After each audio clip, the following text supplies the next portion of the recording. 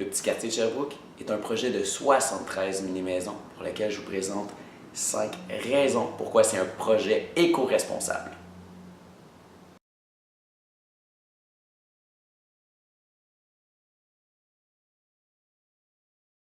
Donc, première raison pour laquelle le petit quartier de Sherbrooke, c'est un projet éco-responsable. En fait, je vais vous parler de réduire l'empreinte écologique. Je vais commencer par une définition. L'empreinte écologique est une mesure de la pression exercée par l'homme sur la nature.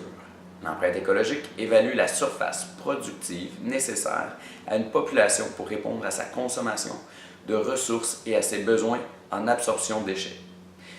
Actuellement, si tous les gens sur la planète Terre consommaient comme les Canadiens, on aurait besoin de 4,8 planètes Terre pour répondre à nos besoins, ce qui est énorme. Or, il faut absolument trouver une façon, donc réfléchir différemment et consommer différemment. Or, puis, notre empreinte écologique, c'est intimement lié en fait à notre habitation.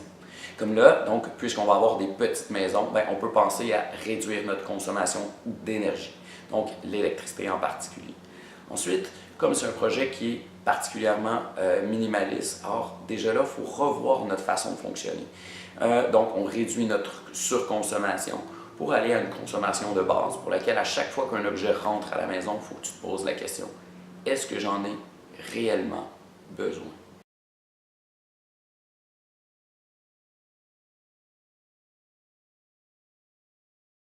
Raison numéro 2, l'économie de partage. Alors vous savez, donc à peu près chaque maison, chaque domicile possède une tondeuse, une scie ronde, une scie à onglettes, donc plein d'objets qui souvent vont dormir dans la remise et on les utilise à peu près jamais. Or, mais tout ça, c'est le résultat d'une surconsommation, or pour laquelle, en fait, on pourrait se les partager entre voisinage. Mais c'est exactement ça qu'on veut faire donc avec le petit quartier de Sherbrooke. En particulier, or pour les 73 maisons, on va se partager quelques tondeuses ou encore là, on va avoir donc, on va se partager des outils lorsque ce sera nécessaire. Or, à partir de là, on réduit énormément non seulement notre surconsommation, mais en même temps, on devient plus intelligent économiquement. Bref, donc c'est une façon de consommer qui va nous amener à être beaucoup plus éco-responsables.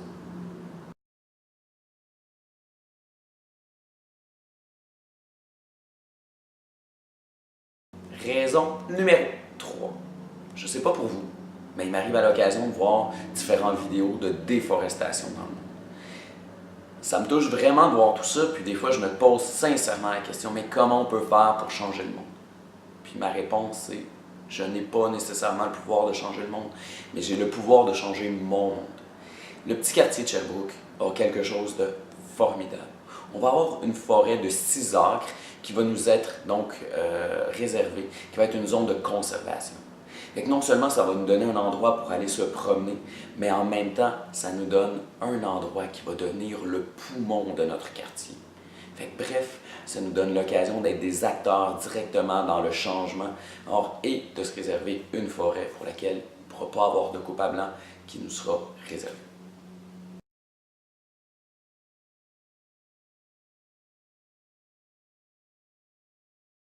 Raison numéro 4. Le petit quartier de Sherbrooke est géolocalisé dans l'est de la ville. L'est où est-ce qu'on a accès à plusieurs entreprises pour lesquelles on peut se rendre par un transport actif. Quand je dis transport actif, je parle de vélo, marche à pied. Ou encore, on a quand même accès donc à proximité de transports en commun. Encore là, plein de façons plutôt écologiques de se déplacer. Ça peut nous engendrer des choses assez intéressantes que, on réduit nos coûts. Or, parce qu'on sait que le prix de l'essence en particulier est à la hausse. Si vous n'avez pas de véhicule, encore là, vous sauvez sur vos assurances et tout. Et si jamais vous avez des véhicules qui sont électriques, on va avoir une série de bornes électriques qui vont être à votre disposition pour pouvoir faire la transition énergétique et puis naturellement d'être plus éco-responsable.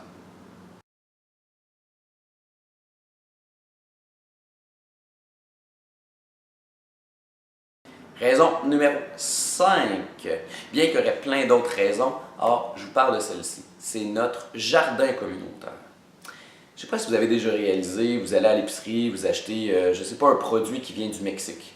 Or, lorsque ce produit-là a été produit au Mexique, alors, ben, il a été extrait, des fois, donc encore là, il a dû être transformé génétiquement pour qu'il puisse être conservé le plus longtemps possible.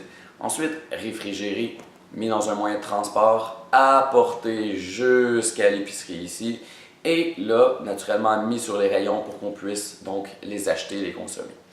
Ce que ça engendre, c'est beaucoup de choses. Donc, non seulement des frais, parce que tout ce processus-là, c'est coûteux, et nous, c'est nous qui le payons donc, lorsqu'on achète le produit. Donc, on peut réduire nos coûts en étant nous-mêmes des producteurs. Ce qui veut dire que le jardin communautaire va vous donner l'occasion d'avoir vos propres fruits et légumes, or d'une qualité donc qui n'est pas comparable à ce qu'on peut trouver à l'épicerie parce que ça n'a pas été réfrigéré et tout. Et en même temps, donc, on réduit énormément nos gaz à effet de serre, or, qui sont engendrés par le transport donc, des aliments jusqu'à notre bouche. Or, le jardin communautaire, ça va nous permettre d'être partiellement indépendants. Et puis, ça va nous permettre d'avoir une qualité de nourriture qui va être supérieure tout en étant éco-responsable.